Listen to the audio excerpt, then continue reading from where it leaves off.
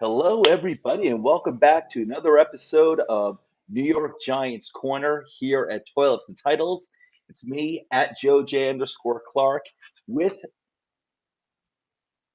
Are you getting a? I know what I'm doing. Sorry, I had to close down YouTube.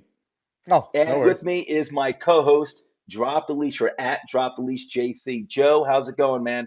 Hey, it's going good, man. Happy New Year. It's great to be back. This is actually, I believe, my first live show of 2023. So super pumped to talk Giants football. Kind of wish that we were doing it in a little bit better context, but as any real Giant fan knows, this was one hell of a season for us, and looking forward to kind of rehashing it. Yeah, it was. It was an awesome season, and I that's what I wanted to really keep this pretty much as. It was a great season, and we're both big time Giants fans. I'm a huge consumer of New York Giants content, Twitter, YouTube, you name it. I probably heard of it, and I probably watch it or read it, listen to it at least regularly or fairly regularly. And of course, there's been a lot of negativity out there, understandably so. It's been a disappointing end to the season, but that's not how I wanted to end, New York Giants corner coverage of the 2022 season. Because in my opinion, it was just too damn good to just end on that note. And but we are going to start off with that with the Eagles game, and we are going to start off with that. We're going to get it out of the way. It is what it is, but then we got to move on because I think it was a positive season. I loved it. So, Joe, and just so people don't get confused, if you're not familiar with Drop the Leash JC, his name is also Joe. So we're the two in-house Giants fans here at Toilets and Titles. We're both named Joe, and that's how we like it. And if anyone else comes on, joins our team, if they're Giants fan, they got to be named Joe, and if they're not, we're gonna call him Joe anyway. So, all right, Joe. So, did you watch the game Saturday night? If not, whatever. Like, what were your thoughts? Oh, Like, of you were course. watching the game, or Listen, just when you were? Hey, man, I'll be honest. With you, I turned it off. I was watching with my son. I couldn't put him through that because I know he was like at that point by the second quarter, he was just watching it for my sake. Middle of the second quarter, I said, "Son, it's all right. I'm turning it off." When it was like 21-0, I'm like, "It game's over. I'll catch the additional details later." I But mean, it thoughts was on the game, man? Go ahead. yeah, the anticipation was phenomenal. I mean, the fact that the real gravy was the fact that they won the Minnesota game, right?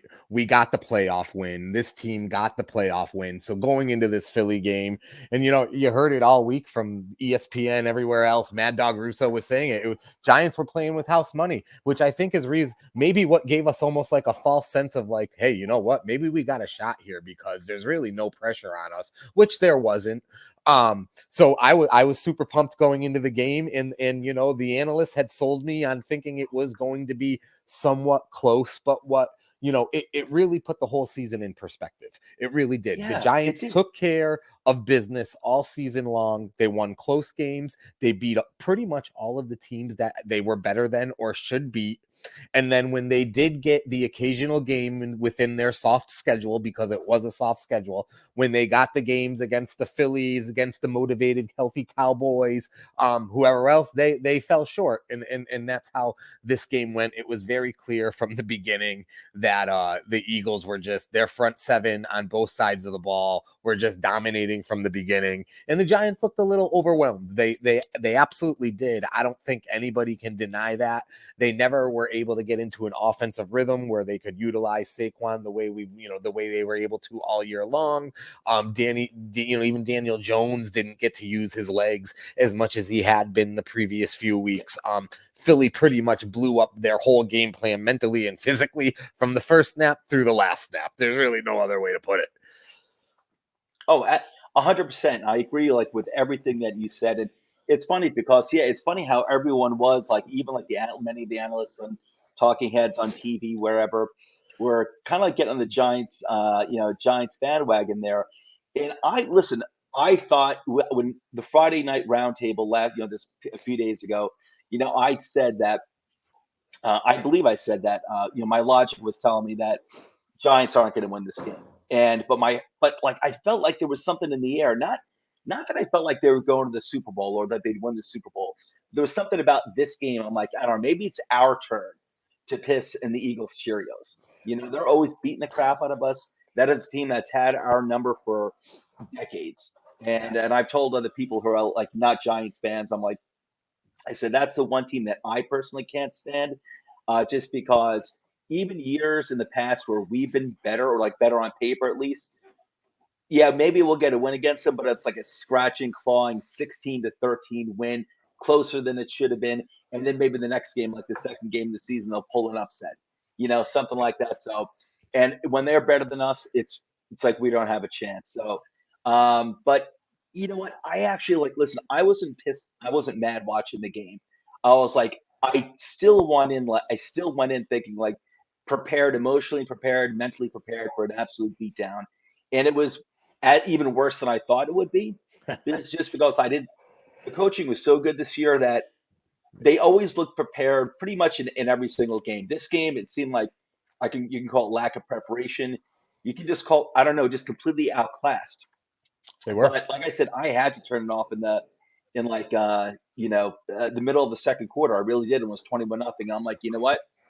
If I get some notifications that the Giants score some touchdowns or making it close, I'll turn it back on. But it's kind of As like, if your son's a professional boxer and he's getting his ass kicked, like I'm like, I can't sit there and watch my son get his ass kicked. I love him too much. as crazy as the season was in the NFL, and there was so much parity this year, and there were so many close games. I mean, even fantasy matchups all year long were going down to the Monday night game. It's really funny because this weekend, which I mean, I probably the best weekend of football of the year for an NFL fan. This past weekend, you get the 4 games, and they were all kind of disappointing. I mean, you obviously had that Cowboy 49er game, which was a 1-score game and was the closest game on paper. But to be completely honest, once Tony Pollard went out injured in that game, the Cowboys never really felt like they had the chance. And just like Jacksonville kept it close scoreboard wise against the Chiefs, but Yeah, especially once Mahomes came back it in, really did wasn't anybody? that close. No, nobody. They were never in danger of losing that game. And then Mhm. obviously the Eagles game was over before it began. And then the real heartbreaker from like a super excited to watch it was I cannot believe that's how that Buffalo Cincinnati game went.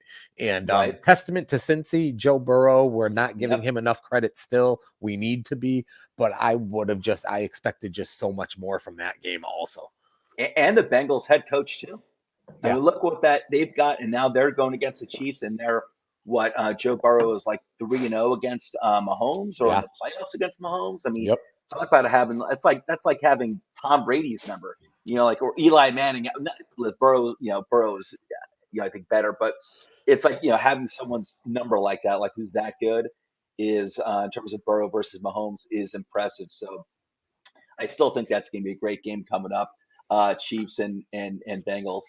And but but it's funny because after the game, after the Giants Eagles game, and ever since then, I've just been very introspective, retrospective about what it means, what it this season, and what it means for going forward. And like I didn't feel one bit. Maybe it's because I didn't sit there and watch the entire disgusting beatdown, but I didn't feel disappointed in the season one bit. I didn't feel like like this team were flukes. Yeah, you're right. Something, it was an easy schedule that we had. And next year's schedule is going to be more difficult.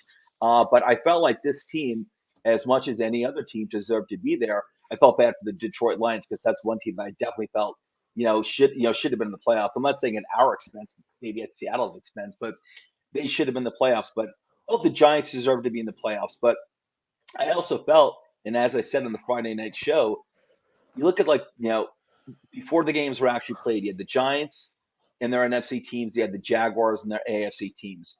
And the Giants and the Jaguars, I think, stuck out as sore thumbs. Like, besides those two teams, the other 6 teams were leveled up. That was the next level. Like, those weren't teams that were they had some, crazy upset and, some sloppy team got in there by accident. Those other 6 teams, Cowboys, 49ers, Eagles, Chiefs, Bills, Bengals, those are like the best 6 teams, and it's going to take a bit of a crazy upset. Like I felt like the Giants going into this game, we're going to have to play a perfect game, mistake free. Whatever you're going to do, whatever your game plans are, it's got to be mistake free, no interceptions, no fumbles. And you're probably going to have to get some help too. Like the Eagles are going to have to, throw an interception, fumble, maybe hurts his shoulder, his bucking him or And whatever. real quick, the hurt shoulder thing, that was another thing I think going into this game, right? Like the way the I wasn't season counting ended. on it, but yeah. Yeah, people, there was questions. Is he 100%? Is he going to be able to run the way he normally runs or whatnot? And obviously he put those questions to bed, but it just kind of added to all of the like, okay, maybe we have a It's little a bit little of uncertainty. momentum here. Yeah, we're all trying to build up a story too, like in our minds. And but listen, but I was also telling people, I'm like, I'm not putting too much stock into that second game, the last game of the season between the Giants and the Eagles. I know a lot of people are saying, well, especially talking heads on TV, that hey, the Giants' third and second stringers made it a close game.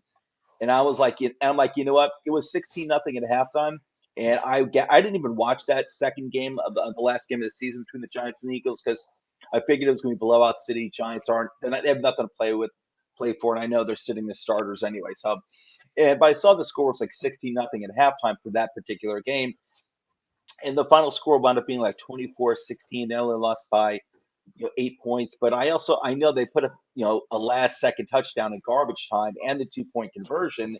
It really wasn't that close. And I think I was telling people, I said, I think if I was the Eagles when it's 16-0, yeah, I've got Jalen and Ninja Jalen Hurts in there and all my starters, but I'm going to pull back. I'm not going to break everything out. I'm not going to go crazy. I'm not going to throw like a 60-yard bomb or anything. I'm going to keep it very, very conservative and consistent. So I wasn't putting too much into that game at all. Funny But stat with those. I'm looking at the stats of that game just as you're talking about it, and it's making me think, how weird is that whole Boston Scott against the Giants thing? That's another thing that I forgot to say on the Friday night. I'm like, on the Friday night roundtable, they do props, and I'm normally not a props guy. Joe's one of our guys who does gives prop betting advice all the time. That's your bread and butter here at Toss of Titles. And I actually had before the show, I was thinking here 3 perfect bets that anyone should make, and it's going to happen. Boston Scott scoring a touchdown against the Giants because he always does, literally. Um, what was it? Oh, Dallas Goddard getting a touchdown because he usually does against us, and they got when he's fully healthy, which he is. And who's their edge rusher that absolutely destroys us? Who used to be he ate up our right tackle again for the second time this year, and he destroyed us when he was on the Cardinals. Who the hell's Yeah, I'm their looking. edge rush? I'm trying to look it up real quick right now. Who? Oh, Reddick, Hassan Reddick, Reddick. Hassan Yeah, Reddick. He destroyed us when he was on the Cardinals. He destroyed us like his yeah. first game with the Eagles. I'm Another like sack Hassan and a Reddick. half the other Oh, night. was it last year? I think Cardinals versus the Giants, or was it 2 years ago? He had something like 6 sacks against. I think he had 6 sacks single handedly against Daniel. Well, this is when Daniel Jones he played a game when his leg was completely messed up. I think it might have been Yes. 2 years ago, Yeah, yeah, yeah. and so he couldn't even run. But he always destroys the Giants, and I was like, those are 3 prop bets, and I completely forgot to bring them up. I think someone else brought up Boston Scott because even the non-Giants fans know that. But man, those were Boston Scott, Dallas Goddard, and Hassan Reddick, and all three happened. I Reddick love had at least a Goddard. sack. Goddard's so underrated, and especially too from a fantasy perspective. He's He so damn when good. he's healthy, he is just as solid as they come. It's funny with those Yeah. prop bets too, because like when you're doing fantasy, or let's say you do a DraftKings and you have a guy, let's say Darius Slayton has a big game, he blows up and goes for 100 and a touchdown, and he was $5,000 on DraftKings. He goes for Mhm. 100 and a touchdown. The next week he's like 5,800, right? Like they've upped his salary Oh because he's yeah. had a really good game. The funny Right. thing I noticed with props is I don't feel like the numbers advance that quickly in props. I'll give you another example real quick. Me and a buddy, we were looking at that Buffalo Cincy game the other day. A little bit off topic here, but still, fantasy related. And like James Cook, who the rookie running back there for Buffalo, who's obviously been trending up, getting more touches each week, more yards. Every single week, his prop yardage has been like over 39 and a half yards, and it hasn't moved in weeks. And Hmm. ironically, I don't think he got it this past week in the playoff game, but Yeah. previous to that, he had shattered the thing like 6 weeks in a row. And we were just kind of laughing, like, where's the data science models where they should be upping the yardage for, Right. for DraftKings or wherever they're doing it. But it wasn't correlating the way that they upped the salaries on like a DFS perspective. Interesting. Interesting. Yeah. And James Cook was one of my guys coming out of the draft. I'm like, this is one of the late, like one of the steals of I got a guy who I thought would be a steal of the draft. But Well, you he weren't had a wrong. good. You just needed some patience with them. Yes, exactly. He needed patience, and we'll see what Buffalo does with Cook next year. But they need to. I mean, off topic, like you said for a second, Buffalo needs. I think they need a real running game and it can't. Not everything can be just be on Josh Allen. You I'm know, shocked. I'm really shocked, and I know since he's great, and I probably need to give Burrow more credit in general than I do, but I'm really shocked that Buffalo lost that home playoff I'm game, not. and not even close, not even Yeah, close. yeah, I'm not. Like they felt fun. It felt they felt funny for a long time, They and did. actually, You're right. Bengals, were the more complete team, You're and I right. felt that going in. And you know what? And I was even saying on my own show Wednesday nights in season, my Joe Knows NFL show. I was saying like this is a while ago too. I'm like I'm kind of falling out of love with Buffalo, and I did pick them on our roundtables recently to go to the Super Bowl. I just changed it this past Friday. Said give me the Bengals in the AFC, but I'm just not. They don't have a running game. Really, it's like on offense. Yeah, you've got Stephon Diggs and maybe a little Gabe Davis and Well, Dawson Knox showed up. Gabe Davis didn't do, we're quick to kill like a Kenny Galladay, and we're quick. Mhm. Obviously, that's a different thing. But Gabe Davis did not do what people projected him to do this year from an No, no, not at advancement. all. Not even close. Everyone thought he was going to be like a clear cut number two, wide Yeah. receiver two, and I thought he would too. Man, after a playoffs like that, but listen, I think they need some other, and I think their defense is very good. It's not great. I thought their defense was being touted as something that was stronger than I thought it was, and I thought they had a lot of ability. But listen, you look at these teams now, and this is something I want to talk about when we're talking about uh, like what we want to see for the Giants going forward, and that is the teams you look at least in the NFC. Uh, the defenses are awesome, and the running games are very very stout. Cincinnati's got a good running game with Mixon. Yeah, I'm not necessarily sold on Pacheco myself. I think he's been playing very well, but it's not like the NFC running games and their defense. And those NFC teams have passing games too. They have it all. But the thing is, I want to like going forward. I really want to see the Giants, just develop that defense into something that's dominant, like the Eagles and the 49ers have. I want that identity. I don't want to just be like a Buffalo Bills defense, which I think is, pretty good, but not great. It's got some good players and it's a pretty good unit, but it's not great. It's not shut down. In the NFC, you have that, and that's something we used to have, a long time ago. But let's get that into Well, a little bit in terms of when we're talking about like, what we want to see going forward. Okay, so the Eagles game was a disaster. It was ugly, but like I said, it didn't diminish how I felt about the season. I mean, a little bit. It took some of the luster off, but it just took some of the luster off. But this was such a damn good season for this team. Like coming in, you and I, we had a New York Giants episode, New York Giants corner episode right before the season started.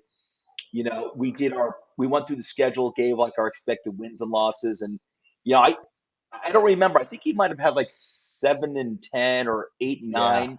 I think, which is completely understandable, and like, because when I look at this, it's funny. Before we went game to game, I'm like, if I look at the Giants, I'm like, this is not a 10-win team. Then I'm going through the games. I'm like, you know what? If the coaching is as good as I think it is, and I felt like we had more talent than I think many people realize, it just hadn't been developed because the shitty coaching. I think that's something that proved to be correct. I'm like, I think we can win like 10 games as we were going through the schedule. Even I was surprised when I came up with 10-7. I'm like, man, this is not a 10-win team, but this is an easy schedule. And, if the coaching's as good as I think it is, I think we can get there. And lo and behold, man, here we start off the season with that Titans game. Yeah. And we were down like 13-0 at the half, looking like another Joe Judge offense, another Joe Judge team. Can't get out of our own way, can't get anything started. And we kind of, we go for that 2-point conversion. Dable decides, and that was the correct That decision, as that's opposed to, in my I opinion. mean, Go that ahead. kicked off the whole season. That set the tone. 100%. That's probably, in all It honesty, was a tone that's setter. probably the most important play of their season. If Yeah. you're really going to come down to it, that's the most important play of the season. It set such a mentality for them. Yeah. Um, Mhm. I think it would have been good, even if they didn't get it. I liked what we were trying to do, and I liked what Dayball was trying to do, and everything. But You the might as fact, well. Got nothing to lose. yeah, the fact that came through game one, and then just in general, the close game wins. I mean, as a Giants fan over the last 10 years, we've had teams that have had some talent. We've had some teams that have not had a lot of talent. But Mhm. one thing that they've all unfortunately shared is we have not been winning close games. We've been out Yeah. coached at the end of close games. We haven't had a quarterback that can win close games. We haven't had Hmm. a defense that can do a stand at the end of the fourth quarter. And Hmm. to be able to see all of that come together as a mixture throughout this season, again, Yes. I would have taken the playoff appearance without the win at Minnesota. And so then to add on top of that, to your Oh point, man. you can harp on the negativity of the Philly game, but it was such a successful season. And there's so many things that we now have in place long term that we can feel good about that I Yeah. don't think we could feel good about that a year ago. Obviously, starting with Daniel Jones, but it goes a lot farther than that. Yeah, and that's the thing. Like, I can't feel like bad about the season. You know what? That Minnesota Vikings win in the playoffs, that meant a lot, man. That meant a lot. Definitely. It doesn't mean there's nothing cemented in stone that because we won one playoff game this year that we're going to win two next year. That we're automatically going to take that extra step next year and win a second game in the playoffs. We might not even make the playoffs next year. We'll get to that in a little bit, just because of schedule. It's going to be more difficult, but this is going to be an interesting off season. We'll get to that in a little bit, but it's going to be an interesting off season. A lot of big decisions, of who they're going to keep, who they may let go. The draft, how they tackle free agency, which I don't think we're going to see too many big names signed. I think it's going to be mostly a focus on keeping retaining the young guys that they like. But something you said that was I thought really important, and God, well, going for it was a tone setter, that 2-point conversion and getting it. But winning that Minnesota Vikings game, I think was important. It's like, hey man, this team does belong. It wasn't a fluke. We're not leveled up like those, the other like six best teams that were in the playoffs. We are with the Jaguars. We are with the Minnesota Vikings. We are with the Tampa Bay Buccaneers. We are with the Detroit Lions, who didn't make it in, but deserve to be in the playoffs as well. But after we're on that level. After that, though, the next level up is those really good teams, and that is what we want to get to. That's what we want to get to, and that's okay. I'm okay with that because I'm like, realistically, man, this team's got holes all over the place. You look at the wide receiving core, you look at the offensive line, you look at the defense, like good D line, but zero linebackers. I mean, Jesus, we had our, Yeah. our final linebacking core, for like the second half of the season was Landon Collins, Jalen Smith, and fifth round pick Micah McFadden. Yeah. And there maybe are some others I probably don't even know the names or remember the names. That's our friggin' linebacker Yeah. core. And then you got the inside linebackers. That is, our secondary is very good and the line's very good, but there's Yeah. But clearly I'll tell not you enough. what about the Go ahead. secondary, and I understood what they were doing a year ago, and they didn't know they were going to have this kind of year either. But it hurt watching Bradbury Yeah. on the Eagles in that Yeah. game. Oh yeah. Oh, I 100%. mean, they could have kept him on a 1-year deal. They could have done a few different things with him, and I understand They at the could have moved time, salary. yeah, They could have extended him or Leo or someone else. because They could have made it work. They could have. and the irony is they're going to go look for something like that probably going into next year. They're going to probably spend on a 1 year because though the secondary was decent, I Hmm. believe that they need a cover corner. I'm not sure. Yes. I don't know. I still feel like they need another corner and they need a veteran too because that's a young group back there. Yeah, I like Fabian Moreau. They had some great pickups, man. Here's the thing is like another reason why I couldn't get down in the season is like, and this is what I was getting at before you made a point that I really liked a lot was that I trust this front office. I trust this coaching staff. The coaching staff is so damn good that they're going to maximize the talent they have. Yeah. Now, when we can get them even more real talent, that's going to be draft and free agency. Even if it's not big name free agents, even if it's just solid players, just to do their job solidly, in a lot of areas, I'll be fine with that. But I'm excited to I know we're in good hands. They they'll be what? Probably around 17th, 18th pick first round, if give or take. Oh no, 26th. 26th. Yeah, we came in. At Yeah, 10, at 9 and 8. Because we made it further. We made it further in the playoffs. No, but doesn't it go by record? Mm-mm. No, once you get into the playoffs, that's what it goes by. Really? No. Yeah, we hold the 26th pick. Holy Yep. crap! I didn't realize that's how they did that. So Yeah. Hmm. that's interesting. So to your point, we had a great year. We had a lot of up and coming young players. We do still have a lot of holes. And it's not like I don't think we're signing any $25 million a year free agents, because I think we're signing Daniel Jones to that type of contract. Hmm. Obviously, Saquon Barkley Probably. is going to get, and we got to pay our own guys. So let me Yeah. ask you this real quick. I'll put you on the spot. Yeah. 3 months in, what position as of right now would you prefer them to pull the trigger on with that first round pick? Inside linebacker. Yeah, which they Yep. won't do. Inside. Well, They, you know what? Probably, but we'll see. Like, I'm not that all that crazy about this wide receiver class, to be honest with you. yeah, There's maybe like two guys I'm really high on in the they're probably going to be going like well before we pick. The kid from TCU, and then was it Jackson Smith and Najigba? I believe his name is yeah. out of Ohio State. Do you I have my believe in Hodgkins? reservations. I believe in him as a wide receiver three. I don't believe in him. I don't think his wide. I don't think his ceiling is wide receiver one, and I Yeah, don't think it's probably wide receiver two either. I think ideally on a good, well-rounded wide receiving core, he'd be a really good wide receiver three. But you yeah, need players like that. I want him back next year. I'm not counting on him, Joe. I'm not counting on him like next year to be our wide receiver one.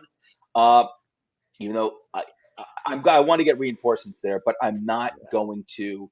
I'm not going to. But I'm not going to reach either too, because I feel like inside linebacker, and I know like this front office has never treated inside linebacker.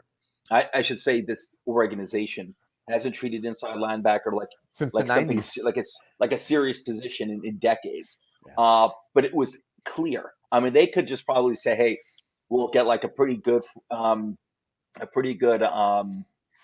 free agent to come in and maybe two pretty good free agents. I'd love to see an impact. I'd love to see some really good linebackers.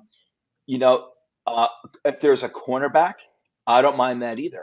Well, my instant reaction is inside linebacker because that was by far the weakest unit on the team. It's worse than the offensive line, and um, and I'm not counting on Darian Beavers next year. Nothing against him; he can compete for maybe a starting job, but I'm not counting on a guy who never played last year. He was like a sixth round pick and torn ACL. yeah, Um, so they need talent back there, and I think at that spot in 27, I think there's going to be some very good inside linebackers to choose from. However, this is also a really good deep cornerback draft. And listen, if there's a good cornerback, I'm no complaints. Inside linebacker, cornerback, which is definitely more important. Wide receiver, I'm not complaining, man. You got to show me the player. Like I don't want them reaching for anyone because I don't think we need to. Because I think we need, hey, even interior offensive line. You even have Leonard Williams, he's probably gonna play on the Giants next year, I assume. After that, he's probably yep, gone yep. because of contracts. So you got to start looking forward to the future with that. When you look at when you think about Replacing cornerback, him. when you think about cornerback too in the division, like AJ Brown, Hmm. McLaren, CD Yeah, Lamb right off the bat. Like yeah. you gotta have, and when you talk about the Giants taking the next step from where they are this year to next year, really Hmm. it's very clear they need Hmm. to be able to compete with the Dallas Cowboys and the Philadelphia Eagles. It's Yeah, like in baseball at this point, the Yankees are building a team that can beat the Astros because they can't do that. It's 6 years in a row. They're yeah, tunneled. How do we beat the Astros? That's what the Yankees are doing in the offseason. The Giants right now, it's how do we get to Philly and Dallas, because you yeah. can't finish third in your division if the Giants can be Hmm. great, but if they're finishing third, that means that Hmm. they're always going on the road in the first round of the playoffs, even if they're great for the next 5 years. And Yeah, they're not going to win Super Bowls if you're starting on the road in wild card weekend. So they've got yeah, to get to the point where they can compete for that division with those teams. And they shouldn't yeah. have been there this year. They were better off than they were, and they won't be there next year, but they got to take those steps to be able to compete with the Cowboys and the Eagles. They need more talent. They do. It's flat out. They need more talent. And listen, this may take, I said earlier, and this team, may take a step back next year in terms of like, it's not necessarily going to be linear where we're going to take one step forward, one step forward, one step forward, because this is another big off season where the front office has to decide, who are they going to retain, who they're going to give long contracts to. We might not even have the quarterback. Yeah. I'm not so much worried about. I'm not even so much worried about Barkley, to be honest with you. If they keep him, like I'm not. I'll give him a fair contract. But I say the same thing with Daniel Jones, where like people ask, "What are you willing to pay? What are you willing to pay? What are you willing to pay?" And my response is, "Show me the contract, and I'll Yeah. let you know how I feel about it." Like Daniel Jones. I can justify Yeah.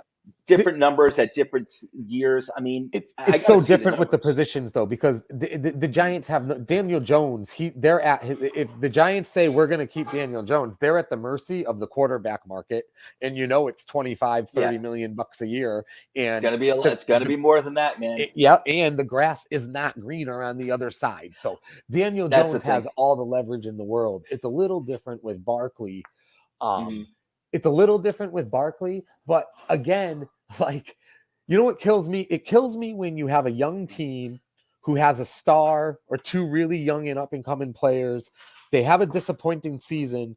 So then they blow it up again and they trade those young guys. That never Hmm. makes sense to me. So like the Right. idea of not giving Barkley the money, even though nobody's really comfortable with giving the running backs those kind of deals, you Hmm. have to do it. That you are married to this process with these guys now, and they have now Hmm. made progress. You have to show them that you trust them at this point because they gave you what they gave you this year. But Hmm. number two, it's not like they could not bring Jones and Barkley back next year and then field as good of a team. It would be impossible. So in order Well. to field the talent, and they already need more talent with Mhm. Jones and Barkley. So I don't Oh, even well, yeah. understand how you could entertain, I want these two guys back because, and again, it all depends, on the money too. But I want them back. I have a feeling things can be worked out. Like Barkley said, he doesn't. He's not. He himself said he's not looking to yeah, reset the RB market. But does that mean because McCaffrey is the one right. who's making $16 million a year? Does that mean he's looking for $15 million a year? I'm not doing that. Well, in how I'll many give him. years? The rumors are, or reports were that they offered like $12 million, during the season, during the bye week, and they said, and Joe Shane, he didn't give a number. He just said that they weren't, they'd approached Barkley's team about making an offer, and apparently they weren't close on the numbers, so they decided to wait to the end of the year. And me myself, like I think 12 million sounds fair. That's what a lot of the other top tier running backs get, 12 and a half, like Henry and a bunch of others. And I'm not going above 13 million. Listen, I love Daniel Jones. I've been a Daniel Jones stalwart pretty much since not the night he was drafted, but soon after that. And I've been backing that guy, for a long time. And I'm willing to go for a pretty high number because I like. But then again, I'm not giving Patrick Mahomes' number just because he's a Right. free agent. Just doesn't mean I'm going to pay him like Patrick Mahomes. I'll give him a tier below that, or but it also depends on maybe the amount of years. But I believe in But the guy too. I don't want to play hardball because I don't think he wants to play hardball. a I don't couple think he's things, going to take an embarrassing offer. yeah, But a I couple think it's things though. it's it's smart for him to come here and play with the same damn coach and system. Finally, that suits him. Anyway, go ahead. I agree. I agree. He should want to stay and they should want to keep him. But sometimes quarterbacks fall into like the whole Kirk Cousin thing 6 years ago, 5 years ago, whenever he Yeah, signed that ridiculous 20 whatever $1 million at the time, ridiculous yeah. 20 whatever million, 4 years, 80 million. You Mhm. get those right years where it's not necessarily an elite quarterback, but the market still trends up and they do Yeah. fall into those Well, that's true. contracts. But you know what? In a few years from now, say you actually signs like a 5 year contract, whatever it is. Say it's $35 million a year, and I think that's the minimum you're looking at, Joe. Yeah. No, you 35. might be I'll be right. honest with you, And I think because they got to give it to him. yeah, What are and they it's going to not. do? It's listen. It's like and if you gave him like a 5 year deal, like 2 years from now, it's probably going to look like nothing. But still, it's Exactly. like Yeah. he is like people say, well, you're going to pay him like Kirk Cousins or Derek Carr, guys who have you know a better track Overpaid. They record were over. and Yeah. more achievements. And I get that. Like I like Derek Carr. I actually like Kirk Cousins. I think you can win Super Bowls with these guys. You're not going to win Super Bowls because of these guys. I think you can win Super Bowls with you guys if they're on really good teams. Like if you had Cousins say on the 49ers, if you give them a complete team like a good defense and everything, then I think a quarterback like him can win the Super Bowl. But he's not going to be like Mahomes. where he's going to be like kind of like 70% of the team, on his own. Yeah. But I my got to point challenge being you that on the Barkley one though. I got to challenge you on the go Barkley. for it. Let's say it's 17, 18 mil, which it's a No, I'm not ridiculous doing it. number, whatever it is. But Mhm, so if you don't do Barkley, mhm. what are you gonna do though? How do you not bring Barkley back, but feel like you've kept on growing the talent on this team, which we've already said they need to do? How do you do Because that? you can allocate that money to other positions. You with the running and listen, I've been a defender of Barkley too in terms of like people say, well, how can you pay Barkley? It's the running back position. How can you pay a running back like that much money? And I think I'm willing to pay more than a lot of other fans are. Who feel like you should only get running backs in the fifth round and beyond, and only pay them like Yeah. $4 million a year. And my response to them has always been, when if this guy ever gets back to being healthy, like he finally did this year, and if he's like he was his rookie year, or he wasn't as good as his rookie year, but he was really damn close. I said he's not a running back. He's a weapon out of the running back. He's a premier NFL weapon out of the Yes. running back position. And 100. I don't see too much of a difference between paying a player like that, whether it's him or Christian McCaffrey, versus like a top flight wide receiver. What the hell is the difference? Yeah, They're no, I both agree with that. producing a boatload of yards. And honestly, like he can give you more in the receiving game. Not that he's some great receiver, but he can give you more in the receiving game than a wide receiver can never give you in the running game. Do you know what I mean? Like Yeah, you yeah, can actually absolutely. get, and I'm not saying go ahead and give him wide receiver one money. I'm not saying give him 20 million, 18 Right. million dollars a year. So I feel like their hands are I tied. support I your think they point. have to bring them back. I I and, I and I su- agree with you. It's gonna probably gonna mhm. be too much money. And I agree with you that once you go over 12, 13, it feels uncomfortable. I They're not agree, paying a wide receiver one. but I think their hands are tied. They don't have a If choice. if you They could can't do him not for bring if him you back. let's say you do Barkley first. Let's say they go up to 13.5 million because he is a great giant too. He fits. Here's the thing, important thing That's with fair. him and Daniel Jones too is that they're they fit this organization perfectly. They You're really right. do. These two guys are leaders. Barkley's a little more vocal. He's not, take the helmet off and scream in the camera type of vocal leader. But he's more vocal. Both of these guys work hard. They take their job really seriously. They're businessmen. They do what's asked of them. They don't do anything. They never do anything stupid. And these guys they're adults. And unfortunately, an industry where you have a lot of very young and middle 20 guys in their 20s who are worth millions of dollars and tens of millions of dollars or more who cannot act like adults at times, and it happens way too often. And it's important, especially in this media market. I think that's very important. So that brings value as well, and I think it's kind of underappreciated because it's not something you see in the X's and O's and on the field and on the scoreboard or anything, but it means a lot. And with like Barkley, I don't have a problem maybe doing like 13.5 million. He said himself he's not looking to set the RB market. So does that mean he's only looking for 16 million like CMC is getting, and just staying trendy with staying on par with CMC? I mean, just listen, show me the contract to these guys, and I can almost guarantee I can justify either of them, whatever the contracts are for both players. Because, like I said, like, all right, I did say before, I'm not paying more than 13 million or more than 13.5 million. But in my mind too, you got to think about we're not. It's not like we got to choose between Barkley and Justin Jefferson here. Between Barkley, who like I said, like what I don't see the difference between he's a top playmaker. Just like so is CMC, so are these wide receivers. But we don't have to choose between him and Justin Jefferson. We're not trading for Justin Jefferson anytime soon. You never know when someone's going to pop up like a Tyreek Hill.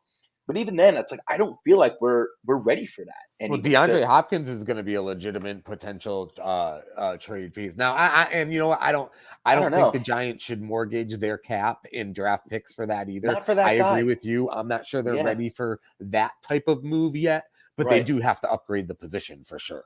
Oh no, 100%. Oh no, they need to upgrade the position. And there are some guys I'd like to bring back, like Isaiah Hodgins is he will be back next year. He's signed.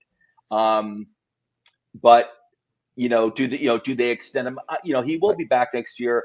I think his Slayton ceiling. can't be their number one going into week No, one, no, but I agree or with you Sterling 100%. Shepard.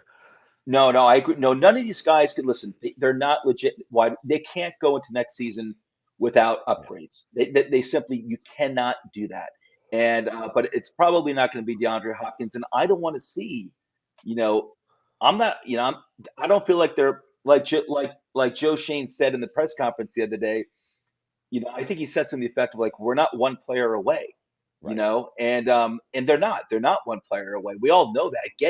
If they had gotten to Andre Hopkins in the middle of the season, they still weren't beating the Eagles. right. And if they did beat the Eagles, say the Eagles shot themselves in the foot, you think they were going to beat the 49ers No. and then go to the Super Bowl and beat they weren't running this gauntlet. This wasn't the 2007 or 2011 Giants. Those teams were much more talented.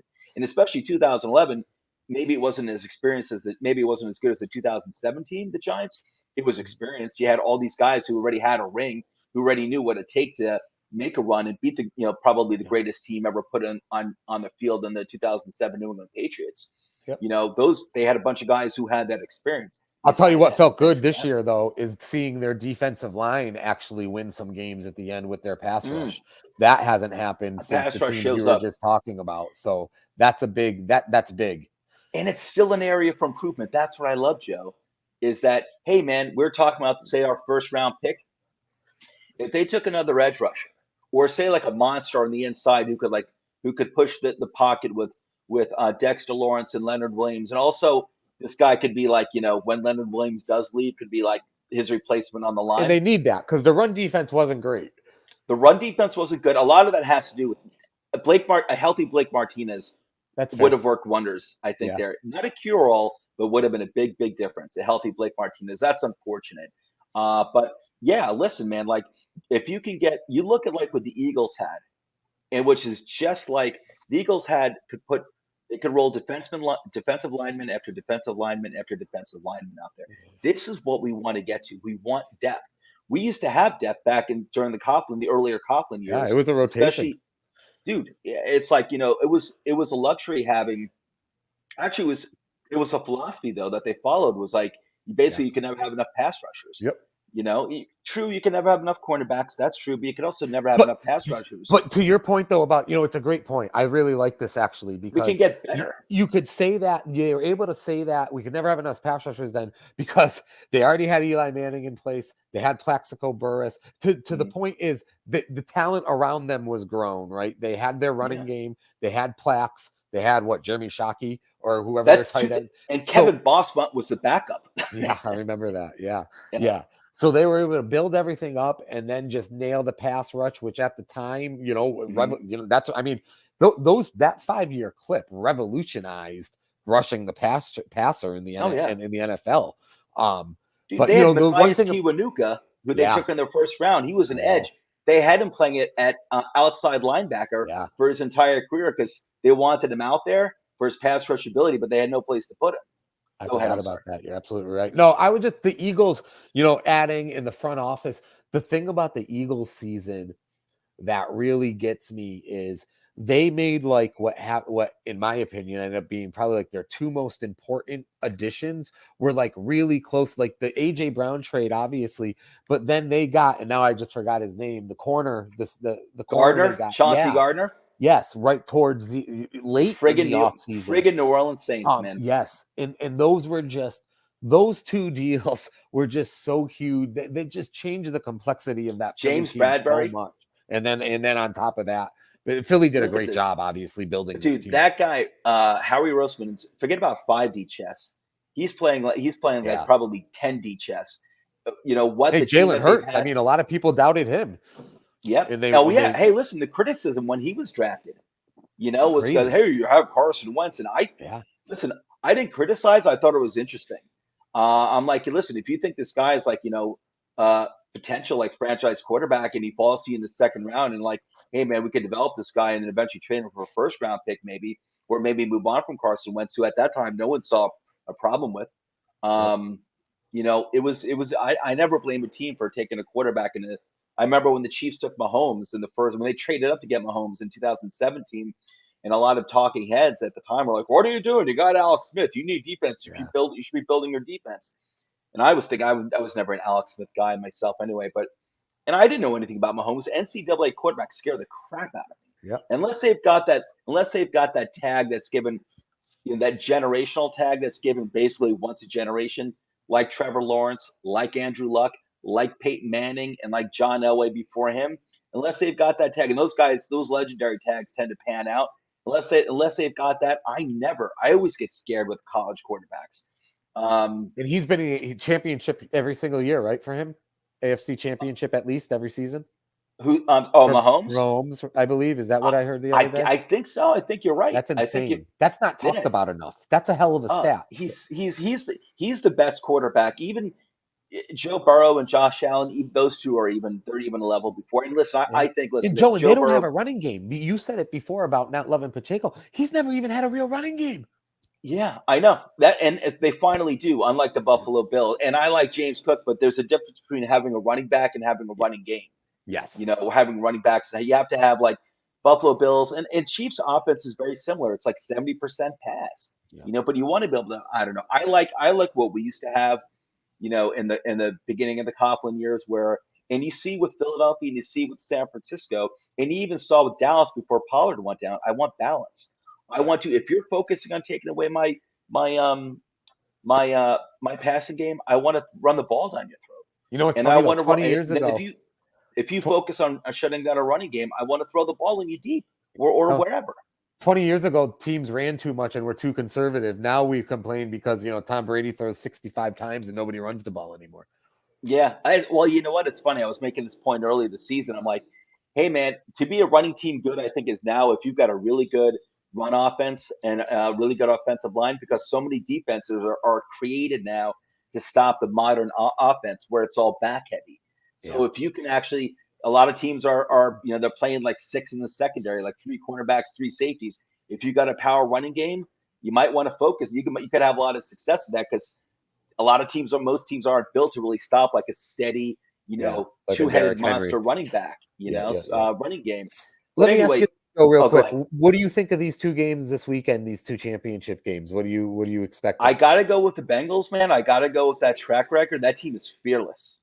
I don't think they're necessarily more talented than Kansas City. I think Kansas City, I think they've done a nice job of, uh, you know, turning over their offensive line, which is good now. They have a running game. I'm not huge on Pacheco. I think that's more. I see Pacheco really, the success he's been having more of like a. And I guess it really doesn't matter when it comes to it, but I see him more of like a being a success of being so fearful of the passing game that it opens things up in the running game for him. But hey, whatever. He is getting the job done. And Kansas City has a pretty good defense. I think Bengals have a better defense. I think they've got a better running game and they've got better wide receivers. And Burrow I can obviously go toe for toe with Mahomes. And they've got a really good head coach in Zach Taylor. Is it Zach Taylor? Is that it? And the other game, man, I got to go with Philadelphia.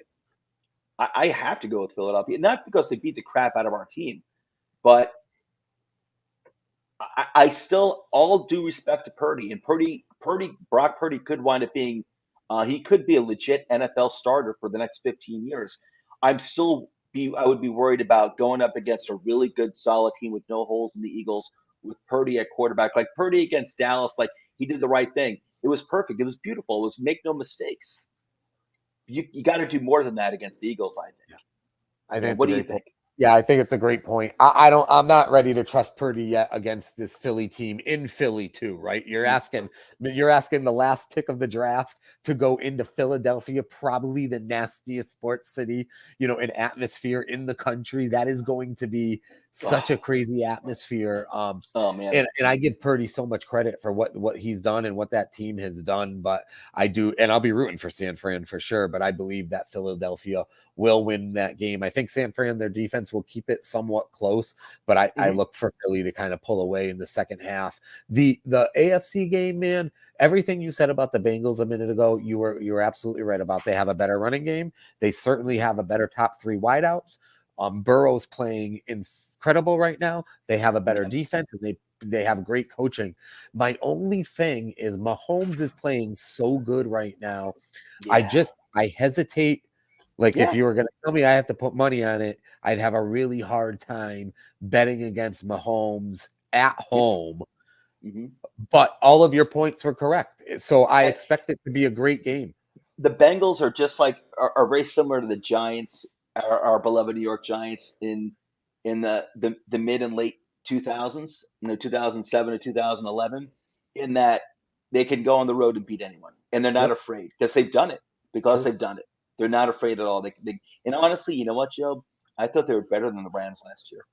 I thought they were better than the Rams last year, and I thought the Rams got kind of lucky winning that game. To be honest with you, I against think the them. matchup with the offensive line versus the Rams defensive line, it was the perfect matchup for the Rams to take that. But I Yeah, agree with you. What do you think? So that was going to be my last question to you. So you're playing Philly Cincy Bengals, in the Eagles. Super Bowl. What do you think of that game in general? And do you think That's mhm. which one do you think can so you think Cincy gives Philly a better game than Kansas City would? I'm sorry. The question again? You think Cincy is going to give Philly a tougher game No, than what no, no. Kansas I don't City know if would? they'd give. I think they both give a great game. I'll tell you right now. I'm going to go with either. I can't believe I'm saying this because Brock Purdy scares the crap out of me. He's the wild card, and the 49ers could actually be better with him than Garoppolo. But I'm just so worried because he hasn't Diggs BTW7. What's up, my friend? Thanks for joining us, buddy. Just talking. We're wrapping up our New York Giants program over I'll here. give a quick shout out though, Stephon Diggs. I love, I hate the narrative that comes out at the end of that game that he was, yelling at Josh Allen or whatnot. Oh, right. What I do love, and a reason why I have a lot of respect for Buffalo in general, I love Yeah. how everybody quickly came to the defense of Stephon Diggs and said the guy Yeah. is just super passionate and really, really wanted to win. Yeah, yeah, and I think he had things to be upset about too. Everyone could see that if something was up with that Buffalo game plan, Yeah. it was not good. It looked horrible, and listen, he was if Buffalo ever wants to ship him off to the New York Giants for a second and a fifth round pick, that's fine by me. But And it's Kenny funny because I Galladay. We'll remember, throw in Kenny Galladay. yeah, oh no, Kenny Galladay will eat half the contract. Yeah. Um, but yeah, listen, it's that's I remember he was him, and I remember he showed his displeasure in Minnesota, the year before he was traded, him and Thielen. They went after Kirk Cousins, deservedly so, because the dude was not pulling the trigger on deeper passes, and he was just taking the easy stuff underneath. Your wide receivers were too damn good to be doing that. And I remember they took him on the sideline. They took him to task, and you could see it on camera, and he deserved it. After that, Kirk Cousins started opening up more, and the Minnesota offense started really clicking, started playing well. In that offseason, they wound up trading Diggs to Buffalo anyway. But he's not afraid to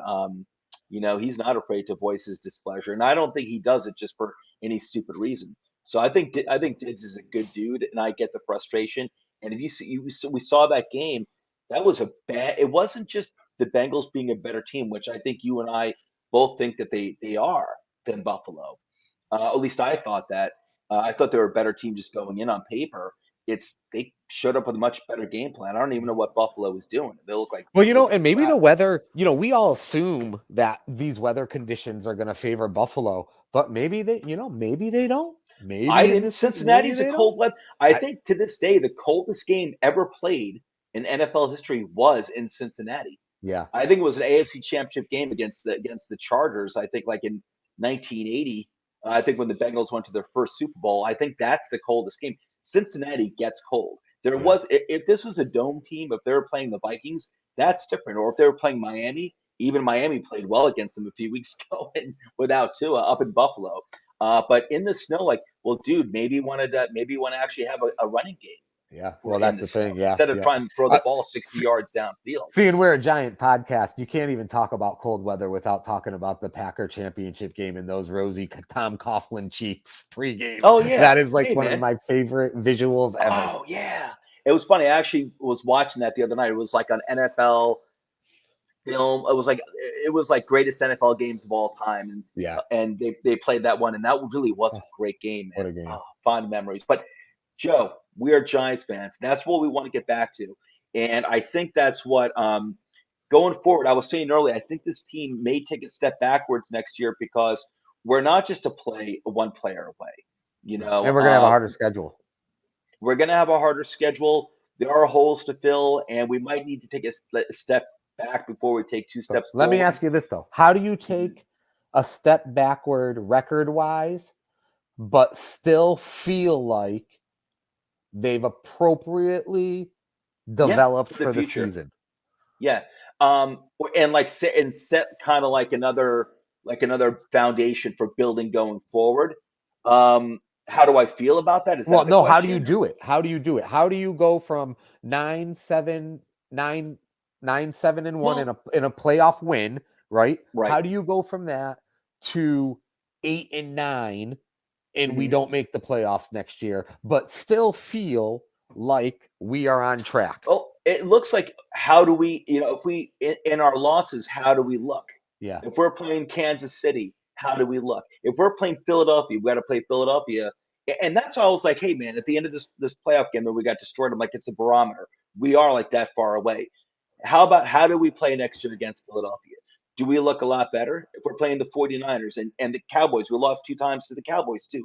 Do we look better against these teams? Have we won a game against the Eagles? Have we won a game against the Cowboys?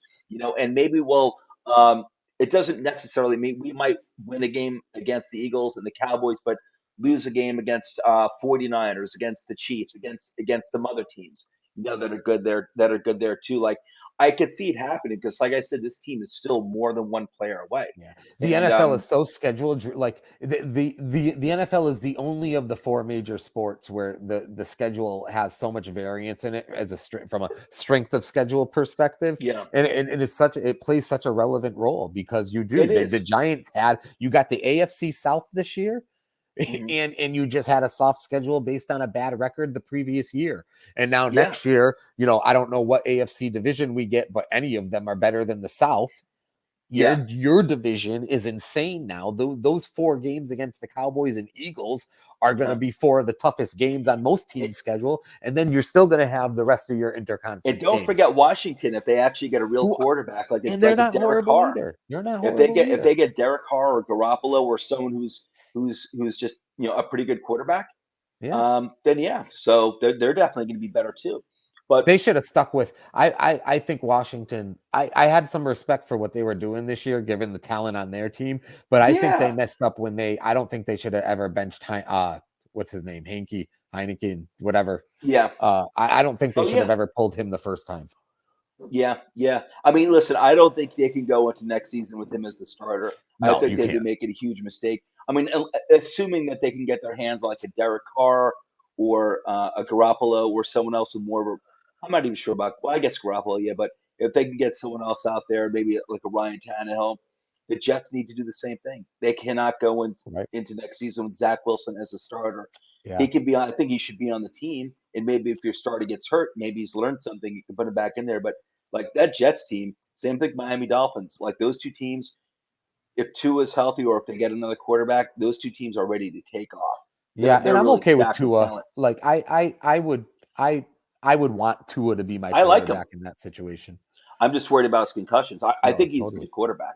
But I'm just what's worried interesting? about You're his talking about these concussions. teams, though. You know what's Mhm. interesting now? We're going into like this weird spot where right now we have a lot of teams in the NFL where they have a really solid roster Mhm. other than quarterback, and Yeah. that really leads to a really interesting situation. Like San Mhm. Francisco, what they've done these past 5, 6, 7 years in their quarterback situation is one of the most bizarro things you're ever going to see. But now Shanahan's a all of a genius. sudden, you've got a lot of teams in Mhm. who got good young defenses, have good weapons on offense, but they don't have a quarterback. It's going The to be really Jets are interesting to see how it the plays out for Jets those are teams. waiting for our. The Jets remind me of uh, the beginning of the Tom Coughlin Giants. When they got Eli Manning, Eli was parachuted into a situation where he had a good defense, and it only got better over the next few years, but good defense, a rebuilt offensive line that was good, and wide receivers. They didn't have Burst that first year. I think they got Burst in 2006, I believe. Right. And but they had Toomer, they had Tiki Barber, they had Shockey. I think they still had Ike Hilliard at the time. But point is that everything was ready to go, and that team was basically just waiting for their young quarterback just to catch up to them. But can Zach And you look at Wilson the catch up like Eli did? I'm not sure he can. he's not Eli Manning. No. I don't like that guy at all. I wouldn't dump him. I wouldn't dump him either. but there's no way in hell I'm going into next season with him, penciled in as a starter.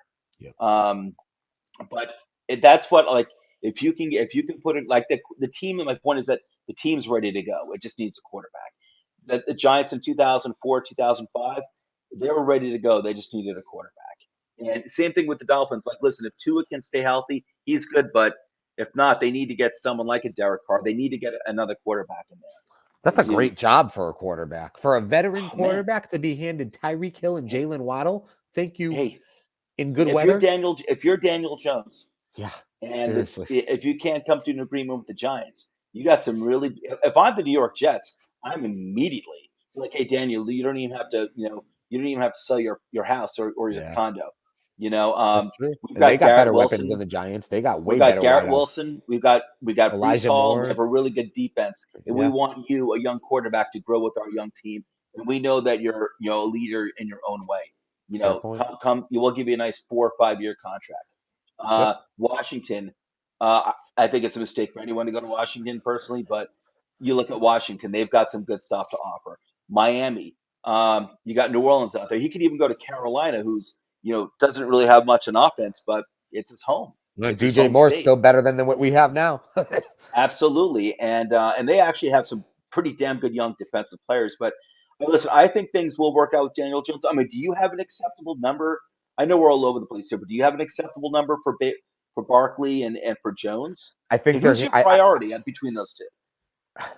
Well, it's a fair question, and I think it has to be Daniel Jones because of the Hmm. position. But I really truly believe that the Giants got to overpay for both of these guys, and they're going to pay Hmm. what the market dictates because I just don't understand how you keep the momentum of this season Hmm. by with not bringing one of those two guys back. So I don't disagree with anybody who talks Hmm. about too many years or too much money for Barkley. Um, I think they're going to have to give it to both of them, and I think they're going to give it to both of them, and Uh-huh. and and I just don't think there's a choice. So, I won't feel bad about it. I don't think they're going to listen. I think they want to maximize, but I don't think that it's going to be like, hey, this other team is offering me $50 million a year, which could happen. But for Jones's case, that's ridiculous. But yeah, listen, he would have options, but they could always use the tag on him anyway.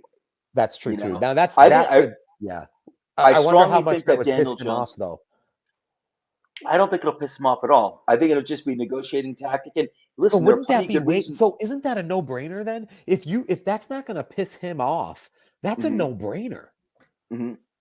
Well, I mean, listen, other players have played under the tag before too. Like, hey, listen, it's like I don't think. Listen, yeah, I understand, of course, like any normal human being, he's going to want a fair contract.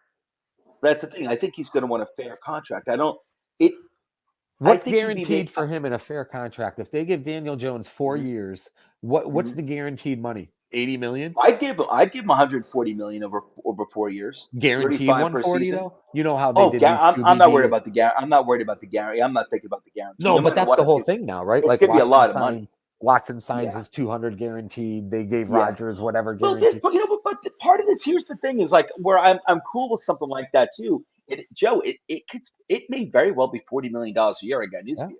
it's It crazy. really may very well be forty Well, million and that's dollars why a I year. brought the But Kirk Cousins things up before. That but if Jones gets $40 million a year this year, it's not because Daniel Jones is worth $40 million a year. It's because right. that's what the QB market is now dictating. Yeah, but and it's also what I like about Daniel Jones, and some people will see it, or maybe most people will see it differently this way. They're like, well, they want to pay more for like what's already been done. And I see more upside with Daniel Jones than I see in Derek Carr, Yeah. than I see Well, in I'm thinking Kirk about Dak Cousins. Prescott. What about Dak Prescott I think and he's that got money? more upside than Dak Prescott. And he's got the I same was amount saying of that playoff earlier wins, this right? year. He got It's not even just this game where he played poorly. I think Dak was having an unusually bad season. I think Dak is a good quarterback, and if coach is watching, I'm not trashing Dak. I actually think he's a good quarterback, and I think you can win a Super Bowl with the guy. But again, everything's got to be good. Sort of like Eli. Like you have to have a good defense, which they have. Um, you have to have a lot of good things going. If this isn't Patrick Mahomes that we're talking about, or Aaron Rodgers in his heyday, or Peyton Manning in his heyday, they're not that caliber of these no. quarterbacks. But I do think you can win a Super Bowl with Dak. But it's like, and I think Dak is good for that team too. But I think Daniel Jones does have a higher ceiling than Dak Prescott. Here's Other than my point Aaron is that Rodgers, let me ask you one last question. I know we're Mhm. getting late here, but No, other no, than it's okay. Aaron Rodgers, who do you think the best available quarterback is right that for this year? So considering Daniel Jones to be available, Tom Brady Mhm. is available, Carr is available. Who do you think's the most after Rodgers, the most It coveted depends where QB? real quick. It depends where you're looking for. If you're looking to win this year, then Yeah, I'm probably going Tom Tom Brady Brady. or Aaron Rodgers. If I'm looking to, like, if I've got time, like the New York Jets or even Washington or Miami, and I've got a young team, I'm going with Daniel Jones over the rest of them. Yeah. Because Brady's not going to be, and I know everyone's been saying this for 15 years, but Brady's not going to be around forever. Aaron Rodgers is not going to be around forever, and I think Daniel Jones's ceiling is higher than. I think we know what Dak Prescott, and not that he's available, but I'm just throwing his name Yeah. in there. I think we know what Dak Prescott, Kirk Cousins, and Derek Carr are. I think we still don't know what Daniel Jones is, Or and Garoppolo. I don't think we know what Garoppolo yet is. I'm not because sure he's we know always what. been in that system. Yeah. He's always been in Yeah. that system. But with Daniel Jones, like, listen, that could be a bad thing that we don't know what he is. But I always loved this kid, and I always felt like, listen, if there was at least even just good coaching around this guy, he would progress. And he this year was so much better. You look at, like, the only thing, like, you can really point out, it's like, oh, these numbers were not good, were like the touchdown numbers. Right. But everything But else there's was a good. lot It's that like if goes you into look at play it, with that other than just yeah. him. Oh, Their absolutely. red zone Even the red offense zone in general. efficiency was awesome Yeah. because of his running ability. Like, they were like top six red zone efficiency in Yeah. terms of scoring Oh, the touchdowns. amount of third downs to watching him. I mean, again, Giants over the last 10 years, just watching them Mhm. struggle on third down. It's just been watching Daniel Jones be able to convert third downs with his legs was just so freaking nice this year. Don't forget that Minnesota Vikings game, what he did there. Yep. Don't forget that Minnesota. Listen, they're not the Eagles, but that's what he's capable of, and that is, you know, having a very good, sharp, precise receiving game with wide receivers being schemed open, which Philadelphia wasn't going to. Finally, they had a good amount of defense, but also smart enough to be like, these guys can't throw deep because they don't have a real deep threat. It's the running game. It's Daniel Jones running, and it's guys running crossing patterns in the short and intermediate field, and they flooded that part of the zone. Yep. And that's why it looked like they had 15 guys on defense out there, and it was the right move to make. Why other teams haven't done it, I don't get it, but they do have to get like a legit deep threat for the Giants. But and then you saw when there was pressure, like, Philadelphia's defense was overwhelming. Forget about it. But they need to improve the offensive line too. But you saw when there was pressure, what was he doing in the Minnesota game, but other games too. But the Minnesota game, it really shined. He would escape. He would buy himself time in the pocket to try to throw the ball, which he did. Remember that beautiful near the end of the game, that the beautiful sideline pass to Isaiah Hodgins, that toe tapper, Yep. like Amani Toomer used to do all the time. Yeah. Yeah. He bought himself time. He scrambled from the pocket, threw across his body, and it was a beautiful pass and a beautiful catch. But he escaped from the pressure. And then there were plenty of other times where he ran because the field was open, it was there, and he didn't take any big hits. He slid. That's what he's capable of. And he needs other talent to continue to develop too. Can't just do it on his own. He needs better depth at the wide receiver position, better offensive line. But Dak Prescott can't. He used to be. Dak Prescott, he's got a ceiling. Uh, Derek Carr can't really do these things. Uh, you know, uh, Kirk Russell. And I'm bringing up these quarterbacks. These are the guys who are like ranked like 10 through 15. Daniel Jones, in my mind, is solidly somewhere from 10 to 15. And to me, it's not even an argument. If someone's saying, like, well, he's out of the top 15, I'm like, I'm not even going to debate it with you because I think you're completely ridiculous. And listen, if you see, I don't know, if you gave him the weapons of, like, say, like, these elite wide receivers, say you put him, with Devontae Adams or Justin Jefferson and some other real good wide receivers, you say you give him Tyreek Hill and Jalen Waddle, his passing numbers, I bet, wouldn't be as lofty as some of these other great passers. However, I also think, say like you put him like in a Dallas Cowboy offense where everything's really good. Like there's always at least a very solid offensive line and a good running game and good wide receivers like a CD Lamb. Like you have a legitimate wide receiver one.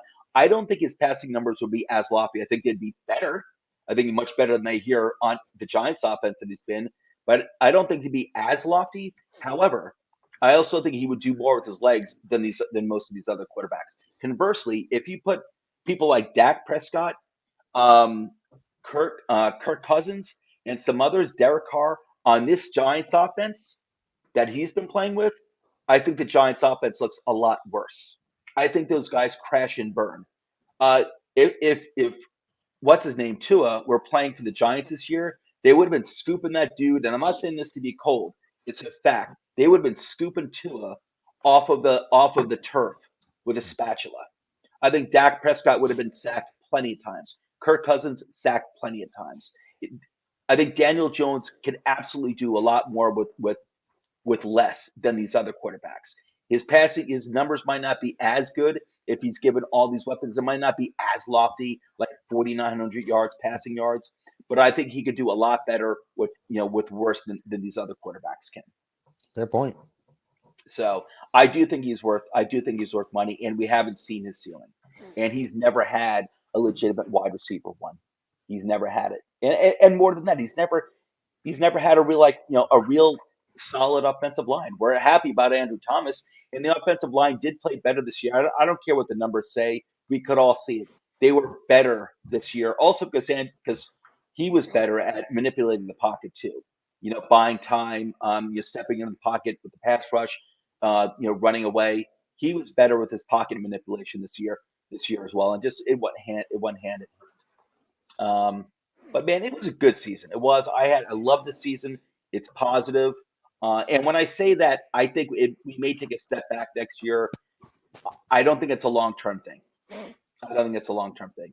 I'm excited to see what this front office does with, managing the cap with, a second year of draft picks, and I'm just excited to see what they do. I feel like we're in good hands, man. I agree. All right, We have man. said it all. We have said it all. That is it. All right, guys, a little over an hour here, but listen, we're going to be going every Wednesday night starting at 8 or 8:15. Going forward, it's going to be New York Giants Corner here at Toilets and Titles. And that's it. That is a wrap. So anything else, Joe? Have we covered it all? Cheers to the successful 2022 season for these G-men. Big Blue is back. And it's going to be mighty exciting to be looking forward to week 1, 2023 for the Giants. Usually I'm looking forward to it because of fantasy, because of football in general, but to be able to settle into that week 1 Giant game next year, knowing we got a viable roster out there and a viable coaching staff in front office, I'm really excited about that. Same here, man. And the first thing I'm really looking forward to is hopefully the re-signing of Daniel Jones, the re-signing of Saquon Barkley, and the draft coming up in late April. So I have already broken out my draft simulators, and I'm already drafting us winners. Nice, love it. All right, guys. Joe, have a good night, man. I'll catch you next Wednesday. Everybody out there, take care. We will catch you next Wednesday at 8 or 8:15 around that time. Take care, all.